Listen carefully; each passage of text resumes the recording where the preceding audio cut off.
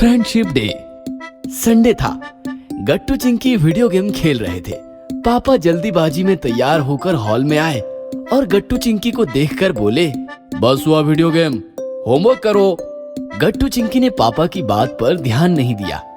Mummy hall में आई और पापा से बोली, कहाँ जा रहे हो? आज तो संडे है। भूल गई, आज गांव से लक्ष्मी दीदी आने वाली है, उन्हें लेने स्टेशन जा रहा हूँ। भीमू भी है साथ में। भीमू का नाम सुनते ही गट्टू चिंकी ने मुंह बनाया। भीमू! चलो मैं निकलता हूँ। ऐसा कहकर पापा निकल गए तो गट्टू चिंकी ने मम्मी से पूछा, मम्मी ये भीमू कौन है? पापा की एक दूर की बहन है, उनका बेटा है भीमू, तुम्हारी ही उम्र का है। उसकी माँ अस्पताल आ रही है तो वो भी साथ आ रहा है। ऐसा कहकर मम्मी तो निकल गई, लेकिन गट्टू चिंकी उलझन में फंस गए। अरे बाप रे बाप, हमें उस भीमू के साथ खेलना होगा, उसके साथ सब कुछ शेयर करना होगा। गांव वाला है, मैंने सुना है गांव वाले बड़े अजीब होते हैं, कहीं ये भीमू हमारे खिलौने ना खराब कर दे। आइडिया, हम सारे खिलौने छिपा देते हैं और होमवर्क करने बैठ जाते हैं, फिर ना तो हमें भीमू के साथ खेलना पड़ेगा और ना ही कुछ शेयर करना पड़ेगा। गट्टू चिंकी ने कमरे में आकर सारे खिलौने छिपा दिए। गट्टू ने साइकिल भी छिपा दी और दोनों हॉल में बैठकर होमवर्क करने लगे। थोड़ी देर बाद पापा, लक्ष्मी बुआ और भीमू के साथ घर आए तो मम्मी उनका स्वागत करने लगी, लेकिन गट्टू चिंकी ने उनकी तरफ ध्यान भी नहीं दिया। भाभी कैसे हो? बच्चे कैसे हैं? हम ठीक हैं, पर आपने बड़े दिनों बाद दर्शन दिए। कहो भीमू, कैसा है मामा का घर? बहुत बड़ा है। तभी पापा कहने लगे, दीदी चलो, 2 बजे की अपॉइंटमेंट है। भीमू तू गट्टू चिंकी के साथ खेल। तभी पापा ने देखा कि गट्टू चिंकी होमवर्क कर रहे हैं। कोई बात नहीं, वो तुम्हारे साथ बाद में खेलेंगे, तब तक तुम टीवी देखो। पापा और लक्ष्मी बुआ निकल गए। मम्मी ने भीकू को टीवी लगाकर दिया। बच्चों, मैं शुक्ला आंटी के घर जाकर आती हूँ। ऐसा कहकर मम्मी चली गई। मम्मी जाते ही गट्टू चिंकी हॉल से भाग गए और भीमू अकेला ही टीवी देखता रहा। गट्टू चिंकी कमरे में आकर वीडियो गेम खेल रहे थे। तभी भीमू आया और उनके पास बैठ गया। क्या खेल रहे हो? तुम जाकर टीवी देखो ना। नहीं, मुझे खेलना पसंद है। तो जाओ खेलो। अकेले कैसे?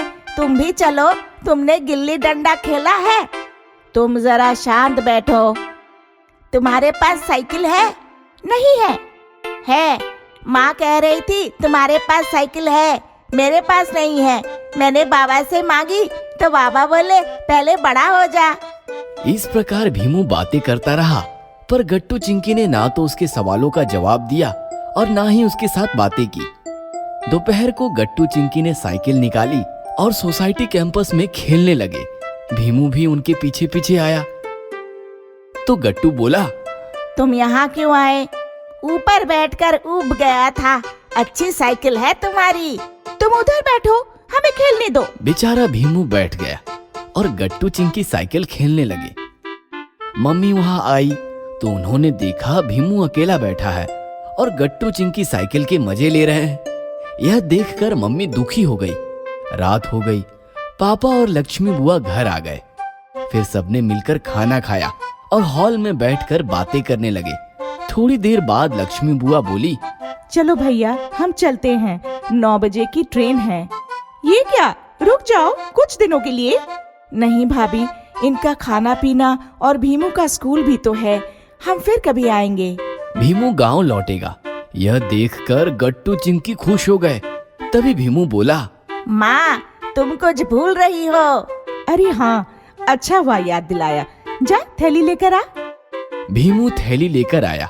लक्ष्मी बुआ ने थैली से एक पोटली निकाली और मम्मी को देते हुए कहा, इसमें जंगली बेर है, बड़े खट्टे मीठे होते हैं, भीमू ने खुद जंगल से लाए हैं। कहने लगा मामा के घर जाएंगे तो गट्टू चिंकी के लिए बेर लेकर जाएंगे।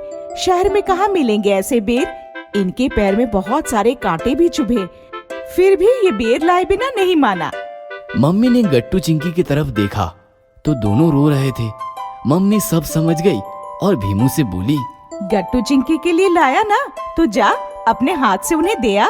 भीमू बैर की पोटली लेकर गट्टू चिंकी के पास आया और बोला, ये लो, जंगल से लाया हूँ, एक बार खाओगे तो सारे बेर खाओगे।